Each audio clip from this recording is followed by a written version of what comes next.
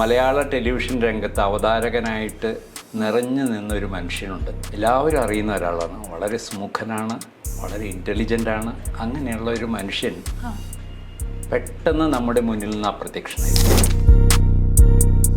ഇപ്പോൾ second world war കഴിഞ്ഞപ്പോൾ ധാരാളം പേര് കാണാതായിട്ടുണ്ട്. അവരുടെയൊക്കെ ഒരു വേദന ഇതിലൂടെ നമ്മൾ കലർത്തിയത് രാജൻ്റെ കാണായ്മയിലാണ്. നമുക്കുണ്ടായ ഏറ്റവും വലിയ സംഭവം അതായിരുന്നു.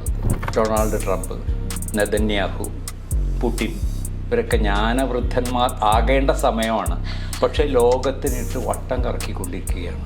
ചോദ്യം, മരണമില്ലാത്തൊരു ജീവിതം എന്ന് വെച്ചാൽ അതെന്ത് വിരസമായിരിക്കും. അത് ഇങ്ങനെ അവസാനമില്ലാതെ നീണ്ടു പോകുന്നു.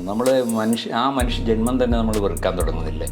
അത് നമ്മളൊരാശയം കണ്ടെത്തുമ്പോൾ നമ്മൾ വളരെ ഊർജ്ജസ്വലരാണത്. ശക്തമായി ലോകത്തോട് വിളിച്ചു പറയുന്നു. മെല്ലെ ആ ആശയം പഴകുന്നു, വയസ്സാകുന്നു, അത് മരിക്കുന്നു, മറ്റൊരാശയം വരുന്നു. മനുഷ്യരെല്ലാം ആദ്യം സ്വപ്നം കാണുകയാണ് ചെയ്യുന്നത്. അത് ഭാവനയിലൂടെയാണ്. എല്ലാ കണ്ടുപിടുത്തങ്ങളും ആദ്യം സ്വപ്നം കണ്ടിട്ടാണ് അത് പിന്നീട് സാക്ഷാത്കരിക്കപ്പെടുന്നത്. സാഹിത്യം തന്നെ ഈ ലാഭത്തിന് വേണ്ടിയിട്ട് നിർമ്മിക്കാൻ തുടങ്ങുമ്പോഴാണ് ഈ ട്രെൻഡും ഫോർമുലയും ഒക്കെ വരുന്നത്. ഭാഷയിലാണല്ലോ നമ്മൾ പണിയെടുക്കുന്നത്. സാഹിത്യം എന്ന് പറഞ്ഞിട്ടുണ്ടെങ്കിൽ ഭാഷയിൽ ആണ്. അതിൻ്റെ ശില്പവേല ചെയ്യുന്നത് ഭാഷയിലാണ്. ആ ഭാഷയെ കൈവിട്ട് കളിക്കരുത്. 30 സെക്കൻഡ് പോലും ഇല്ല. ഇപ്പോൾ 7 സെക്കൻഡിൽ ഹുക്ക് ചെയ്തില്ലെങ്കിൽ ആ റീൽ ആരും കാണില്ല എന്നാണ് ഞാൻ മനസ്സിലാക്കിയത്. 30 സെക്കൻഡ് അറ്റൻഷൻ സ്പാനുള്ള ഒരാളെ കൊണ്ട് ഒരിക്കലും നമുക്കൊരു ഹൈക്കു പോലും വായിപ്പിക്കാൻ പറ്റില്ല. അവർക്ക് വേണ്ടി ഒന്നും എഴുതേണ്ട കാര്യമില്ല എന്നാണ് എൻ്റെ അഭിപ്രായം. ആ 30 സെക്കൻഡ് അറ്റൻഷൻ സ്പാനുള്ള ഒരു റീല് കണ്ടോട്ടെ, അവരത് ആസ്വദിച്ചോട്ടെ. അത് മോശം കാര്യമൊന്നുമല്ല. അപ്പോൾ അവർക്ക് വേണ്ടിയിട്ട് ഒരാൾ കവിത എഴുതണ്ട, കഥ എഴുതണ്ട, നോവലിനെ കുറിച്ച് ചിന്തിക്കുക തന്നെ വേണ്ട. അപ്രതീക്ഷിതമായിട്ടുള്ള കഥകൾ പെട്ടെന്ന് കറങ്ങിത്തിരിഞ്ഞ് ലോകം ചുറ്റി വരുന്ന കുറേ കഥകളുടെ ഒടേതമ്പുരാനാണ് നമ്മുടെ കൂടെ ഉള്ളത്. Sir, welcome. സന്തോഷം, വളരെ സന്തോഷം. അടയാളപ്പെടുത്താതെ പോയ കുറേ മനുഷ്യരുടെ കഥയായിട്ടാണ് പുതുതായിട്ട് എത്തുന്നത്. ഒരു അന്വേഷകന്റെ കഥയിലേക്കാണ് എത്തുന്നത്. ആള് കാണാതായിപ്പോയൊരു മനുഷ്യൻ കാണാതായ ആളുകളെ തേടി ഇറങ്ങുന്ന ഒരു കഥയാണ്. എനിക്ക് തോന്നുന്നു ഈ സമീപകാലത്ത് വന്നിട്ടുള്ളതിനേക്കാൾ കൂടുതൽ സിനിമാറ്റിക് ആയിട്ട്, കൂടുതൽ സിനിമാറ്റിക് ടെക്നിക്കുകളോടുകൂടെ വന്നൊരു പുസ്തകമായിട്ട് വായിച്ചപ്പോൾ അനുഭവപ്പെട്ടിട്ടുണ്ടായിരുന്നു. എങ്ങനെയാണ് ഈ കഥയിലേക്ക് എത്തുന്നത്, ഈ ബാലുവിലേക്ക് എത്തുന്നത്? എനിക്ക് കുറേ അനുഭവങ്ങളുണ്ട്. അതിലുപരി എന്നെ ഏറ്റവും അധികം ബാധിച്ച ഒരു സംഭവം ഉണ്ടായിട്ടുണ്ട്. നമ്മുടെ മലയാള ടെലിവിഷൻ രംഗത്ത് അവതാരകനായിട്ട് നിറഞ്ഞു നിന്നൊരു മനുഷ്യനുണ്ട്. ഞാൻ അദ്ദേഹത്തിൻ്റെ പേര് പറയുന്നില്ല. എല്ലാവരും അറിയുന്ന ഒരാളാണ്. വളരെ സ്മുഖനാണ്, വളരെ ഇൻ്റലിജൻ്റാണ്. അങ്ങനെയുള്ള ഒരു മനുഷ്യൻ പെട്ടെന്ന് നമ്മുടെ മുന്നിൽ നിന്ന് അപ്രത്യക്ഷനായി, അദൃശ്യനായി. എങ്ങനെ അത് സാധിച്ചു എന്ന് എനിക്ക് ഇന്നും മനസ്സിലാകുന്നില്ല. അപ്പോൾ ആ മനുഷ്യൻ ജീവിച്ചിരിക്കുന്നുണ്ടോ എന്ന് ആർക്കും അറിയില്ല. എവിടെയോ മറഞ്ഞുപോയി. അതെന്നെ നന്നായിട്ട് ബാധിച്ചിരുന്നു. ഇത്രയ്ക്ക് പ്രശസ്തനായ, എല്ലാവരും കണ്ടാൽ തിരിച്ചറിയുന്ന ഒരാൾ പെട്ടെന്ന് അപ്രത്യക്ഷനായി പോകും. അതുപോലെ തന്നെ എൻ്റെ ഒരു അടുത്ത ബന്ധുവിൻ്റെ കുടുംബത്തിലെ ഒരു സംഭവം ഉണ്ടായി. എൻ്റെ ഒരു ആൻറ്റിയാണ്. ആൻറ്റിയുടെ ആങ്ങള, അദ്ദേഹത്തിൻ്റെ കല്യാണം കഴിഞ്ഞിട്ട് ആദ്യത്തെ ഞായറാഴ്ച അദ്ദേഹം പുറത്തേക്ക് ഇറങ്ങിയിട്ട് ആൾ വീട്ടിൽ വന്നില്ല. അനേകം വർഷങ്ങൾ കഴിഞ്ഞു, അദ്ദേഹം മടങ്ങിയെത്തില്ല. ആ ഭാര്യ അദ്ദേഹത്തെയും കാത്തിരിക്കുകയാണ്. അപ്പോൾ അവർക്ക് നല്ല പ്രായമായി. അതേ വീട്ടിൽ തന്നെ ഈ ആൻറ്റിയുടെ ഇളയ ആങ്ങള, അയാൾ ഇതേപോലെ തന്നെ ഒരു ദിവസം കാണാതായി. ഇതിന് കാരണങ്ങളൊന്നുമില്ല. ഇവർ പോയതിന് നമുക്കൊക്കെ കഥകൾ ഉണ്ടാക്കാൻ വലിയ ഇഷ്ടമാണ്. കാണാതായിട്ടുണ്ടെങ്കിൽ അത് ഇന്നതാണ് കാരണം നമ്മൾ കണ്ടെത്തും. പക്ഷേ ഇത് കണ്ടെത്താനും പറ്റിയില്ല. അപ്പോൾ കാണാതെ വെച്ചിട്ടുണ്ടെങ്കിൽ ഞാനിത് എവിടെ പോയി? ഇവർ കാണായ്മയിലേക്ക് പോയി. ഈ കാണായ്മ എന്നൊരു വാക്കിലേക്ക് എഴുതി ഞാൻ എത്തിച്ചേർന്നത് അങ്ങനെയാണ്. അപ്പോൾ ഈ കാണായ്മയിലേക്ക് പോയ മനുഷ്യർ എന്നെ അന്ന് മുതലേ ബാധിച്ചിരുന്നു. പിന്നെ നമ്മുടെ രാഷ്ട്രീയം എടുത്തു നോക്കൂ. നമ്മുടെ അടിയന്തരാവസ്ഥ കഴിഞ്ഞിട്ട് ഏറ്റവും ആദ്യം കാണായ്മയിലേക്ക് പോയത് രാജനായിരുന്നു. നമ്മളെല്ലാവരും വളരെ വ്യഥയോടെ കാത്തിരുന്നു. പിന്നീടാണല്ലോ മനസ്സിലാകുന്നത് രാജൻ കാണാതായതല്ല, രാജനെ ഇല്ലാതാക്കിയതാണെന്ന്. അപ്പോൾ ഇല്ലാതാക്കി എന്ന് പറയുമ്പോൾ നമുക്കൊരു തീർച്ചയുണ്ട്, കൊന്നതാണ് അല്ലെങ്കിൽ മരിച്ചതാണ് എന്നൊക്കെ നമുക്ക് തീർച്ചയുണ്ട്. പക്ഷെ കാണായ്മ എന്ന ഒരവസ്ഥ വളരെ വേദനിപ്പിക്കുന്ന എന്ന് പറയാൻ പറ്റില്ല. അത് വല്ലാത്തൊരു വ്യഥയാണത്. ആ മനുഷ്യൻ എവിടെ പോയി എന്ന് നമുക്ക് പറയാൻ പറ്റുന്നില്ല. മരിച്ചതാണെങ്കിൽ മരിച്ചു എന്ന് പറയാം. ആ ഒരവസ്ഥ ആ ഒരു അവ്യക്തമായൊരവസ്ഥ, അബ്സ്ട്രാക്റ്റ് ആയിട്ടുള്ള അവസ്ഥ, അത് മനുഷ്യാവസ്ഥയെ വേദനിപ്പിക്കുന്നതാണത്. ഇപ്പോൾ സെക്കൻഡ് വേൾഡ് വാർ കഴിഞ്ഞപ്പോൾ ധാരാളം പേര് കാണാതായിട്ടുണ്ട്. അപ്പോൾ അവരുടെയൊക്കെ ഒരു വേദന ഇതിലൂടെ നമ്മൾ കലർത്തിയത് രാജൻ്റെ കാണായ്മയിലാണ്. നമുക്കുണ്ടായ ഏറ്റവും വലിയ സംഭവം അതായിരുന്നു. അപ്പോൾ ഈ കാണാതാവുന്നത് ഉണ്മ പോലെ തന്നെ വലിയൊരു പ്രശ്നമായിട്ടാണ് എനിക്ക് തോന്നിയിരിക്കുന്നത്. ഇപ്പോൾ നമ്മുടെ ലൂവർ മ്യൂസിയത്തിൽ വെച്ചിരുന്ന ഒരു പെയിൻറ്റിങ് ഉണ്ടായിരുന്നു, മൊണാലിസയുടെ പെയിൻറ്റിങ്. എല്ലാവരും കാണാനായിട്ട് പോയിരുന്ന തിരക്കിയിരുന്ന ഒരു പെയിൻറ്റിങ് ആയിരുന്നു അത്. ഒരിക്കലും അത് അപ്രത്യക്ഷമായി, കാണാതെ പോയി. ആരോ മോഷ്ടിച്ചുകൊണ്ട് പോയതാണ് സ്വാഭാവികമായിട്ടും. ഈ കാണായ്മ കാണാൻ ആളുകൾ വന്നിരുന്നു എന്നുള്ളതാണ്. അപ്പോൾ ഈ കാണായ്മയിൽ മനുഷ്യനെന്നും ഒരു കൗതുകമുണ്ട്. അപ്പോൾ ആ കൗതുകം തീർച്ചയായിട്ടും കുറച്ചൊക്കെ എഴുതുന്ന എനിക്കുമുണ്ട് അത്. അപ്പോൾ ഈ മനുഷ്യൻ്റെ തിരോധാനം, ആ കാണായ്മ, അതെന്നെ വല്ലാതെ ബാധിച്ചിട്ടുണ്ട് പല തരത്തിൽ. ഈ പറഞ്ഞ സംഭവങ്ങളല്ലാതെ പൊളിറ്റിക്കലായിട്ടും എല്ലാം എന്നെ വല്ലാതെ ബാധിച്ചിട്ടുണ്ട്. അതിൽ നിന്നാണ് ഈ കാണായ്മ എന്ന നോവലിലേക്ക് ഞാൻ എത്തിപ്പെടുന്നത്. ഒരു എഴുത്തുകാരൻ വളരെ സെൻസിറ്റീവ് ആയിരിക്കും എന്നുള്ളതാണല്ലോ. നമ്മുടെ ചുറ്റും നടക്കുന്ന എല്ലാ കാര്യങ്ങളും നമ്മളുടെ എഴുത്തിനെ, ജീവിതത്തെ, ചിന്തകളൊക്കെ ബാധിക്കും എന്നുള്ളത് പറയാറുണ്ട്. ഇപ്പം ലോകം മുഴുവൻ വളരെ അനിശ്ചിതത്വത്തിൽ നിൽക്കുന്ന ഒരു സമയമാണ്. ഭയങ്കര അരാജകീയമായിട്ടുള്ള ഒരു കാലഘട്ടത്തിലൂടെയാണ്. ഏത് നിമിഷവും യുദ്ധം ഉണ്ടായേക്കാമെന്ന് വിചാരിച്ച് ജീവിക്കുകയാണ്. അവിടെ മനുഷ്യന് ഏറ്റവും കൂടുതൽ റിലേറ്റ് ചെയ്യാൻ പറ്റുന്ന ഒന്നെങ്കിൽ മരണമായിരിക്കാം, അല്ലെങ്കിൽ ഇത്തരം കാണായ്മയായിരിക്കാം. അപ്പം ഇത്തരം ഈ ലോകത്ത് നടക്കുന്ന ഇത്തരം പ്രതിസന്ധികൾ, രാഷ്ട്രീയമായിട്ടുള്ള മാറ്റങ്ങളൊക്കെയും ഒരു എഴുത്തുകാരൻ എന്നുള്ള രീതിയിൽ സാറിനെ ബാധിച്ചിട്ടുണ്ടോ? തീർച്ചയായിട്ടും അതിഭീകരമായിട്ട് ബാധിച്ചിട്ടുണ്ടത്. അതായത് നമ്മളെപ്പോഴും പറയാറുണ്ട്, ഒരു ജ്ഞാനവൃദ്ധൻ എന്ന് പറഞ്ഞൊരു വാക്ക് നമ്മളെപ്പോഴും ഉപയോഗിക്കും. വാർദ്ധക്യം ജ്ഞാനത്തിൻ്റേതാണെന്ന് നമ്മൾ തെറ്റിദ്ധരിച്ചിട്ടുണ്ട്. തെറ്റിദ്ധരിച്ചു എന്ന് പറഞ്ഞാൽ ഇന്നത്തെ ലോകക്രമം നോക്കിയിട്ടാണ് പറയുന്നത്. ആലോചിച്ച് നോക്കുക, ഡൊണാൾഡ് ട്രംപ്, നെതന്യാഹു, പുടിൻ, ഇവരൊക്കെ ജ്ഞാനവൃദ്ധന്മാർ ആകേണ്ട സമയമാണ്. പക്ഷേ ലോകത്തിനിട്ട് വട്ടം കറക്കിക്കൊണ്ടിരിക്കുകയാണ്. നമ്മുടെയൊക്കെ ഈ വിദ്യാഭ്യാസത്തിന് തന്നെ, ആഗോളതലത്തിലുള്ള വിദ്യാഭ്യാസത്തിന് തന്നെ യാതൊരു അർത്ഥവുമില്ല എന്ന് തോന്നുന്ന തരത്തിലാണ് ഈ 3 പേരും പെരുമാറിക്കൊണ്ടിരിക്കുന്നത്. ഈ ഗാസയിലെ കൂട്ടക്കുരുതി മാത്രമല്ല, ഈ ഡൊണാൾഡ് ട്രംപ് ഇപ്പോൾ വരുത്തി വച്ചിരിക്കുന്ന, നമ്മളെ അടക്കം ബാധിച്ചുകൊണ്ടിരിക്കുന്ന ഒരവസ്ഥയുണ്ടല്ലോ. സകലരുടെയും ജീവിതമായിട്ട് തട്ടിക്കളിച്ചുകൊണ്ടിരിക്കുകയാണ് അവർ. അതിന് ഭ്രാന്ത് എന്നൊക്കെ പറഞ്ഞാൽ പോരാ, മറ്റെന്തോ ഒരവസ്ഥയാണത്. അപ്പോൾ ഈ ഒരവസ്ഥ അത് തീർച്ചയായിട്ടും വല്ലാതെ ബാധിക്കുന്നുണ്ട് അത്. അപ്പോൾ അതിനെക്കുറിച്ച് അതിനൊരു പരിഹാരവും ഇല്ല അത്. അപ്പോൾ ഈ ആളുകളെയൊക്കെ തിരഞ്ഞെടുത്തതാണല്ലോ. അപ്പോൾ ഈ ജനാധിപത്യത്തിൻ്റെ ഒരു അർത്ഥശൂന്യതയെക്കുറിച്ച് പോലും ഞാൻ ചിന്തിക്കുന്നുണ്ട്. ഇപ്പോൾ US 2ാം വട്ടമാണ് ഡൊണാൾഡ് ട്രംപിനെ തിരഞ്ഞെടുക്കുന്നത്. അപ്പോൾ ഈ മനുഷ്യരുടെ വിദ്യാഭ്യാസ നിലവാരത്തെക്കുറിച്ച്, ചിന്താ നിലവാരത്തെക്കുറിച്ച്, മനുഷ്യൻ എന്നുള്ള നിലയിലുള്ള അവരുടെ ആ അവസ്ഥാവിശേഷത്തെക്കുറിച്ചൊക്കെ എനിക്ക് നല്ല സംശയമുണ്ട്. അത് മനുഷ്യരല്ലാതായി മാറിക്കൊണ്ടിരിക്കുകയാണോ എന്ന് എനിക്ക് സംശയമുണ്ട്. അത് ഈ പറയുന്ന രാഷ്ട്രീയ സാഹചര്യത്തിൽ തന്നെ ഉയർന്നു കേൾക്കുന്നത് വൈറ്റ് സുപ്രീമസി എന്ന് പറയുന്ന വാക്കുകളാണ്, അല്ലെങ്കിൽ പ്യൂരിറ്റൻ ആശയങ്ങളാണ്. നമ്മൾ എത്രത്തോളം പ്യുവർ ആയിരിക്കുക എന്നുള്ള ആശയങ്ങളാണ്. അവിടെ ഇപ്പം സാറിന് പുസ്തകങ്ങളിലേക്ക് വന്നു കഴിഞ്ഞാൽ, പടയാളപ്രേതത്തിലേക്ക് വന്നു കഴിഞ്ഞാൽ, അത് ആഫ്രിക്കയിലും നമ്മുടെ നാട്ടിലും ഉണ്ടായിട്ടുള്ള വിവേചനങ്ങളെ ഒരു നോൺ ലീനിയർ ആയിട്ട് എന്നാൽ പാരലായിട്ട് കാണിച്ചു തന്നിട്ടുള്ള പുസ്തകമാണ്. ലോകത്തെമ്പാടും ഉണ്ടാവുന്ന ഇത്തരം ഉച്ചനീചത്വങ്ങളുണ്ട്. അപ്പം ഇതിനെ ക്യാൻസൽ ചെയ്യുന്ന രീതിയിലല്ലേ ഇത്തരം ചിന്തകൾ വരുന്നത്, അല്ലെങ്കിൽ പ്യൂരിറ്റൻ ആശയങ്ങൾ വരുന്നത്.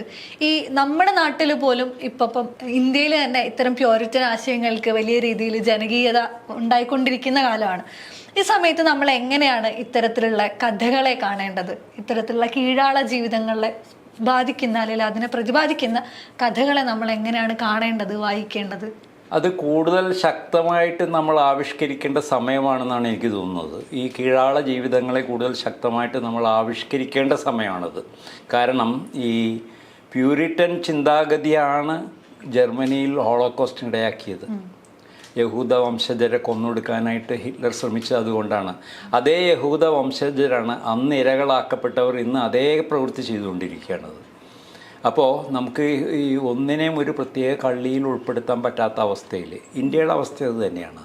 അത് ഇവിടെയും പ്യുവർ ആര്യൻ ബ്ലഡിലേക്കുള്ള ഒരു പോക്ക് തന്നെയാണ് മറ്റൊരു തരത്തിൽ ഇവിടെ നടക്കുന്നത്.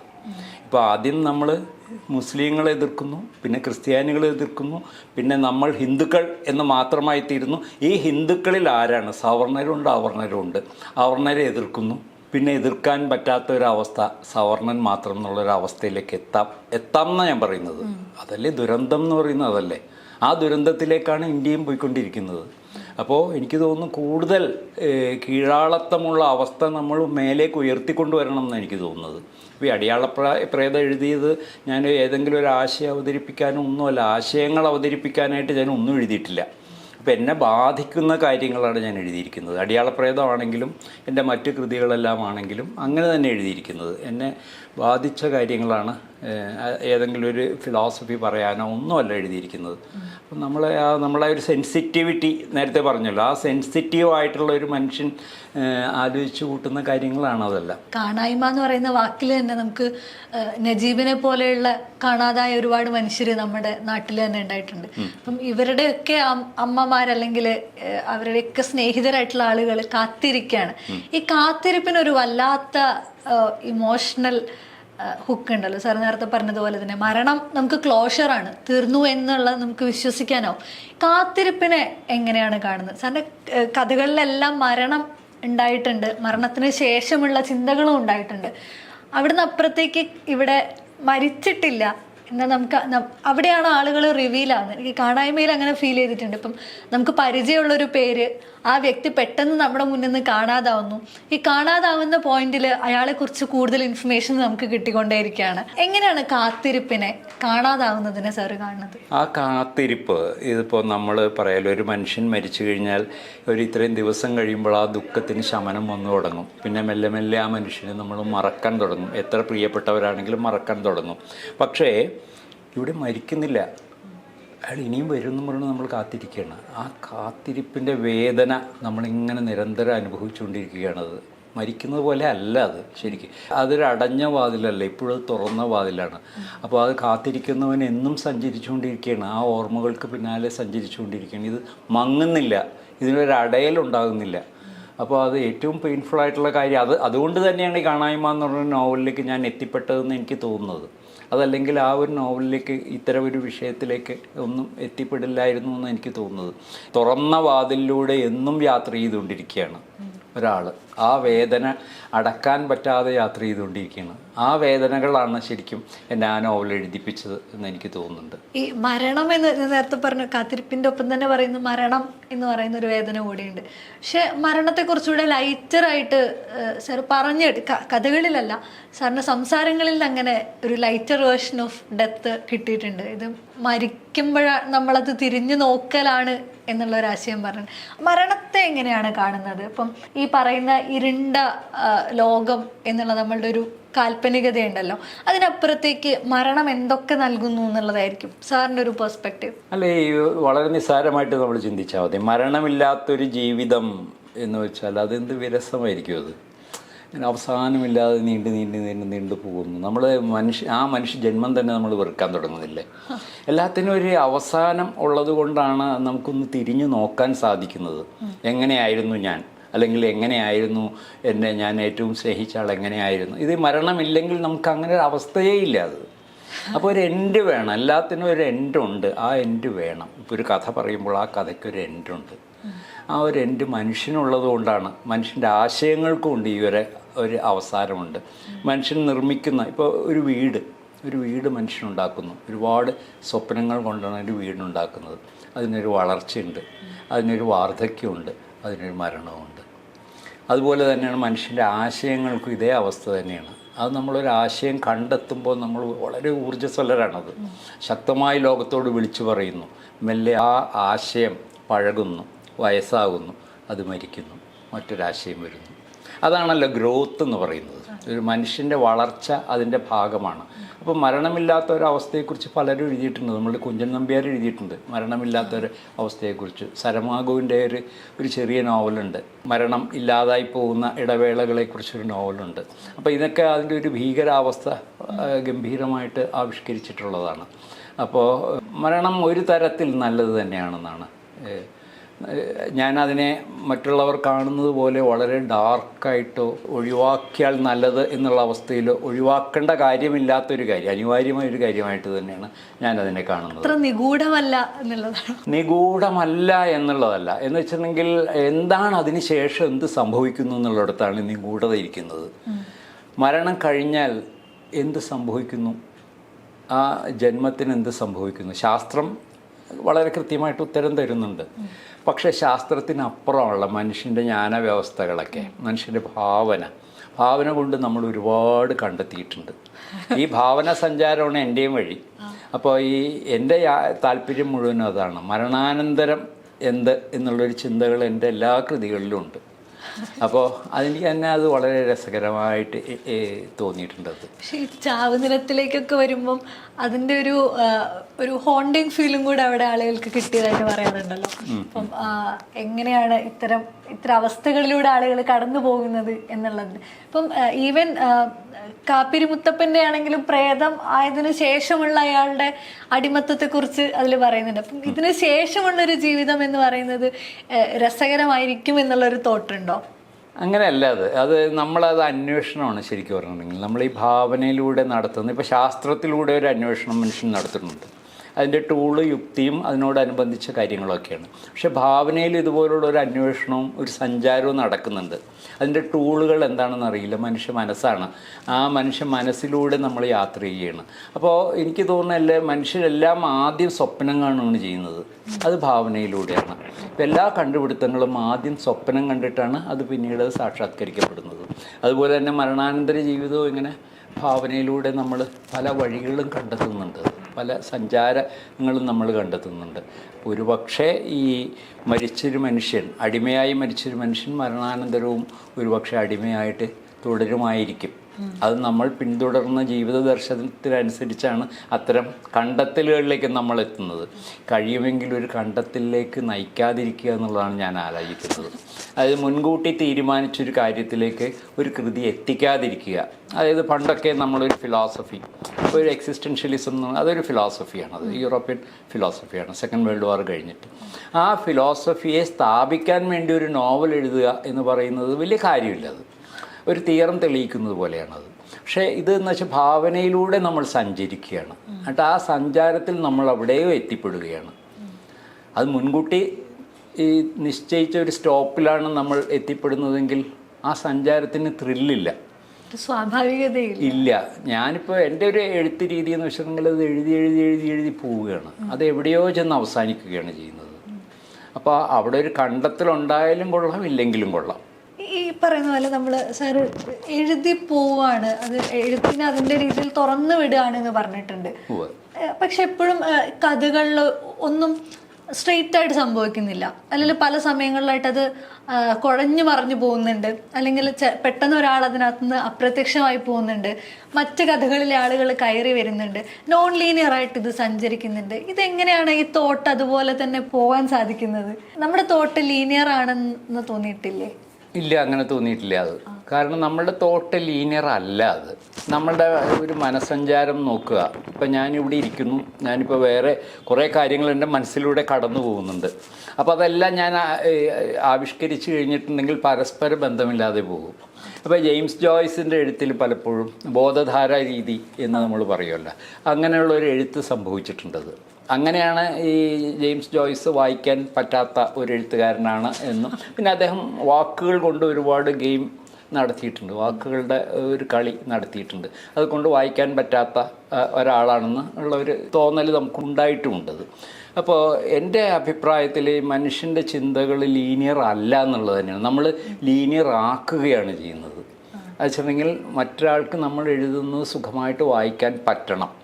അയാളെ കണ്ടുകൊണ്ടാണ് നമ്മളത് ലീനിയറായിട്ടും കൃത്യമായിട്ടും ഡ്രമാറ്റിക്കായിട്ടും എഴുതുന്നത്. അതല്ലാതെ വളരെ സ്വാഭാവികമായിട്ട് എഴുതുന്ന ഒരാൾ ആ പണി ചെയ്യില്ല എന്നാണ് എനിക്ക് തോന്നുന്നത്. കാരണം എന്നെ സംബന്ധിച്ചിടത്തോളം എൻ്റെ വായനക്കാരാരാണെന്ന് എനിക്കറിയില്ല. അതേസമയം ഒരു ക്രൈം ഫിക്ഷൻ എഴുതുന്ന ഒരാൾക്ക് വളരെ കൃത്യമായിട്ട് അറിയാം അയാളുടെ വായനക്കാരാരാണെന്ന്. ഇനി എന്ത് സംഭവിക്കും എന്നറിയാൻ ആകാംക്ഷയോടെ വായിക്കുന്ന ആളുകളാണ്. എൻ്റെ വായനക്കാരെ ആരാണെന്ന് എനിക്കറിയില്ല. അപ്പോൾ അതുകൊണ്ട് എനിക്ക് സ്വാതന്ത്ര്യം കൂടുതലാണ്. എനിക്ക് വേണ്ടത് എഴുതാം അപ്പോൾ അതിഷ്ടപ്പെടുന്ന ആളുകളുണ്ട്, എനിക്കതറിയാം. അപ്പോൾ ഞാൻ എഴുതുന്നത് പോലെ വായിക്കാൻ ആഗ്രഹിക്കുന്ന കുറച്ച് പേരൊക്കെ ഉണ്ട്. അതിൽ സന്തുഷ്ടനാണ് ഞാൻ. ഈ പറയുന്ന ജനകീയത എന്ന് പറയുന്നത് സാഹിത്യത്തെ സംബന്ധിച്ചിടത്തോളം ഭയങ്കര ഇമ്പോർട്ടൻ്റ് ആണല്ലോ. പ്രത്യേകിച്ചും ഇന്നത്തെ കാലത്ത് ജനകീയമായ പുസ്തകം ഏതാണ്, നല്ല പുസ്തകം ഏതാണ് തുടങ്ങിയിട്ടുള്ള ചർച്ചകൾ ഉണ്ടാവുന്നുണ്ട്. സോഷ്യൽ മീഡിയ വലിയ രീതിയിൽ ഇൻഫ്ലുവൻസ് ചെയ്യുന്ന ഒരു ജനറേഷനാണ്. എല്ലാ ജനറേഷനെയും സോഷ്യൽ മീഡിയ ഇൻഫ്ലുവൻസ് ചെയ്ത് കഴിഞ്ഞു എന്നാണ് ഞാൻ മനസ്സിലാക്കുന്നത്. അപ്പം ഈ ഒരു സാഹചര്യത്തിൽ വലിയ രീതിയിൽ ജനകീയമായി മാറുന്ന പുസ്തകങ്ങൾ കുറച്ചുകൂടെ ട്രെൻഡിനൊപ്പം സഞ്ചരിക്കാൻ വേണ്ടി ശ്രമിക്കുന്നതായിട്ട് മനഃപൂർവ്വമായി ശ്രമിക്കുന്ന പോലെ തോന്നിയിട്ടുണ്ട്. തീർച്ചയായിട്ടും അങ്ങനെ ശ്രമിക്കുന്നുണ്ടല്ലോ. അതായത് ചില ഓഥേഴ്സിൻ്റെ എഴുത്ത് പെട്ടെന്ന് ക്ലിക്കാകുക എന്നുള്ള വാക്കാണ് അവർ ഉപയോഗിക്കുന്നത്. ഈ വാക്ക് നേരത്തെ ഉപയോഗിച്ചിരുന്നത് സിനിമാക്കാരാണ് ഉപയോഗിച്ചിരുന്നത്. ആ സിനിമ ക്ലിക്കായില്ല എന്ന് പറയുന്നത്. സിനിമ പണ്ട് മുതലേ ചെയ്തിരുന്നത് ഇത്രയും കോടികൾ ഇൻവെസ്റ്റ്മെൻറ്റുള്ള ഒരു സിനിമ ആളുകൾ കാണണം, കാശ് മുടക്കിയ ആളുകൾ കാണണം, എന്നാൽ മാത്രമേ കാശ് മുടക്കിയ ആൾക്ക് പണം തിരിച്ചു കിട്ടുകയുള്ളൂ. അപ്പോൾ അത്രയും വലിയ ഇൻവെസ്റ്റ്മെൻറ്റുള്ള ഒരു വ്യവസായമാണത്. പലപ്പോഴും അത് കലാരൂപമല്ല. സിനിമ പലപ്പോഴും ഒരു വ്യവസായം തന്നെയാണ്. ആ വ്യവസായം അതിന് ചില ഫോർമുലകൾ അവരുണ്ടാക്കിയിട്ടുണ്ട്. കാലാകാലം അങ്ങനെ മാറി മാറി വരുന്നുണ്ട് ആ ഫോർമുലകൾ. അപ്പോൾ 80കളിലെ ഫോർമുല അല്ല 90കളിലും 2000-ലും ഇപ്പോഴുള്ളതും. അത് മുഴുവനും കച്ചവടത്തിനായിട്ടുണ്ടാക്കിയതാണ്. ഇപ്പോൾ ആളുകൾക്ക് എന്താണ് വേണ്ടത് എന്ന് ഊഹിച്ചിട്ട് ഉണ്ടാക്കി വയ്ക്കുന്നതാണ്. അത് വ്യവസായമാണ്. ആ വ്യവസായം എഴുത്തിന് അത്യാവശ്യമില്ല. കാരണം എഴുത്ത് അത്രയ്ക്ക് വലിയൊരു ഇൻവെസ്റ്റ്മെൻ്റുള്ള ഒരു കാര്യമല്ല. അത് ഒരു മനുഷ്യൻ്റെ ആവിഷ്കാരമാണ്, ഭാവനയുടെ ആവിഷ്കാരമാണ്. ആ മനുഷ്യ ജീവിതത്തിൻ്റെ സത്യാത്മകതയെ ആവിഷ്കരിക്കാൻ വേണ്ടിയിട്ടാണ് ഈ എഴുത്ത്, സാഹിത്യം. അതിന് സൗന്ദര്യം ആവിഷ്കരിക്കാനുള്ളതാണ് സാഹിത്യമുള്ളത്. അപ്പോൾ ആ സാഹിത്യം തന്നെ ഈ ലാഭത്തിന് വേണ്ടിയിട്ട് നിർമ്മിക്കാൻ തുടങ്ങുമ്പോഴാണ് ഈ ട്രെൻഡും ഫോർമുലയും ഒക്കെ വരുന്നത്. പക്ഷെ എല്ലാ കാലത്തും ഇത് ഉണ്ടായിട്ടുണ്ട്. ഇപ്പോൾ എൻ്റെയൊക്കെ ചെറുപ്പകാലത്ത് ഈ മുട്ടത്തുവർക്കിയുടെയും കാനത്തിൻ്റെയും ചെമ്മിൽ ജോണിൻ്റെയൊക്കെ കൃതികൾക്ക്, കോട്ടയം മുഷ്പാദിൻ്റെയൊക്കെ കൃതികൾക്ക് വലിയ മാർക്കറ്റ് ഉണ്ടായിരുന്നു. അവർ വിപണിക്ക് വേണ്ടി എഴുതിയിരുന്ന ആളുകൾ തന്നെയാണ്. പക്ഷേ അവർക്ക് നല്ല ഭാഷയുണ്ടായിരുന്നു. മലയാള ഭാഷ വളരെ നന്നായിട്ട് ഉപയോഗിക്കാൻ അവർക്ക് സാധിച്ചിരുന്നു. അപ്പോൾ വലിയ പിടിപാടൊന്നുമില്ലാത്ത, ഭാഷയിൽ വലിയ ജ്ഞാനമൊന്നുമില്ലാത്ത ഒരാൾ വായിച്ചാലും തെറ്റായ മലയാളം അവർ പഠിക്കില്ല, ശരിയായ മലയാളമാണ് പഠിക്കുന്നത്. ഇപ്പോഴത്തെ കാര്യത്തിൽ എനിക്ക് അത്ര ഉറപ്പ് പറയാൻ പറ്റുന്നില്ല. അതാണ് എനിക്കുള്ളൊരു പരാതി. അതാണ്. അപ്പോൾ ഈ പണം ഉണ്ടാക്കാനും കൂടുതൽ ജനപ്രീതി ഉണ്ടാക്കാനുമുള്ള എല്ലാ പരിപാടികളും എല്ലാ കാലത്തും നടന്നിട്ടുണ്ട്. പക്ഷേ അത് ചെയ്യുമ്പോൾ അത് കൃത്യമായിട്ട് ചെയ്യണം എന്നാണ് എനിക്ക് പറയാനുള്ളത്. മലയാളത്തിൽ നിന്ന് മാറരുത്. അതെ അതെ, ഭാഷയിലാണല്ലോ നമ്മൾ പണിയെടുക്കുന്നത്. സാഹിത്യം എന്ന് പറഞ്ഞിട്ടുണ്ടെങ്കിൽ ഭാഷയിൽ ആണ്, അതിൻ്റെ ശില്പവേല ചെയ്യുന്നത് ഭാഷയിലാണ്. ആ ഭാഷയെ കൈവിട്ട് കളിക്കരുത്. പുതിയ തലമുറ പ്രത്യേകിച്ചും ഇൻസ്റ്റഗ്രാം അല്ലെങ്കിൽ 30 സെക്കൻഡ് റീലുകൾ മാത്രം കണ്ട് അതിൽ അറ്റൻഷൻ സ്പാൻ സെറ്റായിട്ടുള്ള ഒരു ജനറേഷൻ്റെ അടുത്ത് നിങ്ങൾ വലിയ ഭാഷയിൽ വലിയ ആശയങ്ങൾ പറഞ്ഞാൽ അവർക്ക് മനസ്സിലാവില്ല എന്നുള്ളൊരു വിമർശനമുണ്ട്. ഇത് രണ്ട് ഭാഗത്തുള്ള വിമർശനമാണ്. അതായത് പുതിയ തലമുറയ്ക്ക് ഈ വലിയ കാര്യങ്ങൾ മനസ്സിലാവില്ല എന്നുള്ളൊരു കളിയാക്കലും അതിനകത്തുണ്ട്. എന്നാൽ പഴയ ഒരു തലമുറ നിങ്ങളുടെ കടുകട്ടി ഭാഷ ഞങ്ങൾക്ക് വേണ്ട എന്നുള്ള രണ്ട് തരത്തിലുള്ള ഒരു സംസാരം അവിടെ ഉണ്ടാകുന്നുണ്ട്. ഇതിലെവിടെയാണ് മാത്യു സാർ ഒരു പോയിന്റ് ബാലൻസ്? അതായത് ഈ 30 സെക്കൻഡ് പോലും ഇല്ല. ഇപ്പോൾ 7 സെക്കൻഡിൽ ഹുക്ക് ചെയ്തില്ലെങ്കിൽ ആ റീൽ ആരും കാണില്ല എന്നാണ് ഞാൻ മനസ്സിലാക്കിയത്. പക്ഷേ അത് ഒരു നല്ല സാഹിത്യം വായിക്കുകയോ നല്ല കല ആസ്വദിക്കുകയോ ചെയ്യുന്ന മനുഷ്യരല്ല അവരെ ഈ മിന്നലിൻ്റെ പിന്നാലെ പോകുന്ന ആളുകളാണ്. അത് മുഴുവൻ തലമുറ അങ്ങനെയാണെന്ന് ഞാൻ കരുതുന്നില്ല. അതായത് ഇപ്പോൾ ഞാനും റീലുകൾ കാണാറുണ്ട്, നമ്മളെല്ലാവരും റീലുകൾ കാണാറുണ്ട്. ഇപ്പോൾ എൻ്റെ ഫീൽഡിൽ വരുന്ന റീലുകൾ മുഴുവൻ പെയിൻറ്റിങ്ങിനെ കുറിച്ചും നല്ല സിനിമകളെക്കുറിച്ചും മ്യൂസിക്കിനെ കുറിച്ചുമാണ് ഞാൻ കണ്ടുകൊണ്ടിരിക്കുന്നത്. അതായതുകൊണ്ടാണ്. പക്ഷേ എനിക്ക് ആ 30 സെക്കൻഡല്ല, അതൊരു 3 മണിക്കൂർ പോയാലും ഞാനത് കണ്ടിരിക്കും. അത് കാരണം എനിക്ക് അതിൽ നിന്ന് കുറേ അനുഭവങ്ങളും അനുഭൂതികളും കിട്ടുന്നുണ്ട്. അപ്പോൾ ഈ ആറ്റിറ്റ്യൂഡ് വ്യത്യാസം വേറെ ആൾക്കുണ്ടാവും. എൻ്റെ മക്കളുടെ കാര്യം നോക്കി അവർക്ക് ആ ആറ്റിറ്റ്യൂഡ് ആയിരിക്കില്ല, അത് മറ്റൊന്നായിരിക്കും അത്. അപ്പോൾ ആ ഒരു വ്യത്യാസം എല്ലാ കാലത്തും ഉണ്ടാവും എന്നാണ് എനിക്ക് തോന്നുന്നത്. അപ്പോൾ ഈ 30 സെക്കൻഡ് റീലിൻ്റെ സമയം 30 സെക്കൻഡ് അറ്റൻഷൻ സ്പാനുള്ള ഒരാളെ കൊണ്ട് ഒരിക്കലും നമുക്കൊരു ഹൈക്കു പോലും വായിപ്പിക്കാൻ പറ്റില്ല. അവർക്ക് വേണ്ടി ഒന്നും എഴുതേണ്ട കാര്യമില്ല എന്നാണ് എൻ്റെ അഭിപ്രായം. ആ 30 സെക്കൻഡ് അറ്റൻഷൻ സ്പാനുള്ള ഒരു റീല് കണ്ടോട്ടെ, അവരത് ആസ്വദിച്ചോട്ടെ, അത് മോശം കാര്യമൊന്നുമല്ല. അപ്പോൾ അവർക്ക് വേണ്ടിയിട്ട് ഒരാൾ കവിത എഴുതണ്ട, കഥ എഴുതണ്ട, നോവലിനെ കുറിച്ച് ചിന്തിക്കുക തന്നെ വേണ്ട. ഇപ്പോൾ വൈക്കം മുഹമ്മദ് ബഷീർ സോക്കോൾഡ് സാഹിത്യ വാക്കുകളൊന്നും ഉപയോഗിച്ചിട്ടില്ല. അന്നത്തെ കാലത്ത് പലരും ഉപയോഗിച്ചിരുന്ന ഇന്ന വാക്കുകൾ ഉപയോഗിക്കുമ്പോഴാണ് സാഹിത്യമാകുന്നത് എന്ന മട്ടിൽ ഒരു വാക്കും ബഷീർ ഉപയോഗിച്ചിട്ടില്ല, VK ഉപയോഗിച്ചിട്ടില്ല. എന്നിട്ടും അവരെഴുതിയത് ഗംഭീര സാഹിത്യമല്ലേ. ഈ കൊച്ചി ഭാഷ നമുക്ക് വേണമെങ്കിൽ ഒരു തമാശ ഉണ്ടാക്കാൻ, ഒരു തീവ്ര ദുഃഖം ആവിഷ്കരിക്കാൻ ഇത് പറ്റാതെ വരും. അദ്ദേഹം ആത്മാർത്ഥമായിട്ട് പറഞ്ഞതാണത്. പക്ഷേ എനിക്കതൊരു വാശിയായിരുന്നു. കൊച്ചിയിലെ മനുഷ്യർക്കും ഉണ്ടല്ലോ ദുഃഖങ്ങളും ദുരിതങ്ങളും വേദനകളും, അവരും ഇതൊക്കെ അവരുടെ ഭാഷയിൽ തന്നെയാണ് ആവിഷ്കരിക്കുന്നത്. ഇപ്പോൾ ദുഃഖം പറയുവാനായിട്ട്, സെൻറ്റിമെൻറ്റ്സ് പറയുവാനായിട്ട് വള്ളുവനാടൻ സ്ലാങ്ങിൽ പറയണമെന്ന് യാതൊരു നിർബന്ധവും ഇല്ലയെന്ന് എനിക്ക് നല്ല തീർച്ചയുണ്ടായിരുന്നു. പിന്നീട് ഇതിനൊരു 2ാം എഡിഷൻ ഉണ്ടാകുന്നത് എനിക്ക് സിനിമയ്ക്ക് നാഷണൽ അവാർഡ് കിട്ടിയപ്പോൾ, കുട്ടീസ് റാങ്കിന് നാഷണൽ അവാർഡ് കിട്ടിയപ്പോഴാണ് ഇതിനൊരു 2ാമതൊരു എഡിഷൻ ഉണ്ടാകുന്നത്. സെലിബ്രിറ്റി സ്റ്റാറ്റസ് എന്നൊക്കെ പറയുന്നത് സിനിമാ താരങ്ങൾക്കുള്ളതാണ്. എഴുത്തുകാരൻ അങ്ങനെ സെലിബ്രിറ്റി ആവേണ്ട കാര്യമൊന്നുമില്ല. ലോഹിദാസിനോട് ചോദിച്ചിരുന്നു, എങ്ങനെയാണ് ആദ്യം സീൻ ഓർഡർ എഴുതിയിട്ടാണോ തിരക്കഥ എഴുതുന്നതെന്ന് ചോദിച്ചപ്പോൾ ഇല്ല, ഞാൻ അങ്ങോട്ട് എഴുതി പോകാറാ പതിവ്. അപ്പോൾ അദ്ദേഹത്തിൻ്റെ ഉള്ളിലുണ്ടാകുമായിരിക്കും അത്. പക്ഷേ അദ്ദേഹം ഇങ്ങനെ എഴുതി അങ്ങോട്ട് പോവുകയാണ്. പലപ്പോഴും സെറ്റിലിരുന്നാണ് അദ്ദേഹം എഴുതുന്നത്. അതൊരു പ്രതിഭയാണ്, എനിക്കൊന്നും സാധിക്കില്ല, അത് ചിന്തിക്കാൻ പോലും സാധിക്കില്ല. ജാൻ പോൾ ഗോദാർദാണ് പറഞ്ഞത് തിരക്കഥ കത്തിച്ചുകളയും എന്ന് പറഞ്ഞത്. ഗോദാർദിന് അത് പറയാൻ അവകാശമുണ്ട്, കേരളത്തിൽ ഒരു സംവിധായകന് അത് പറയാനുള്ള അവകാശമില്ല.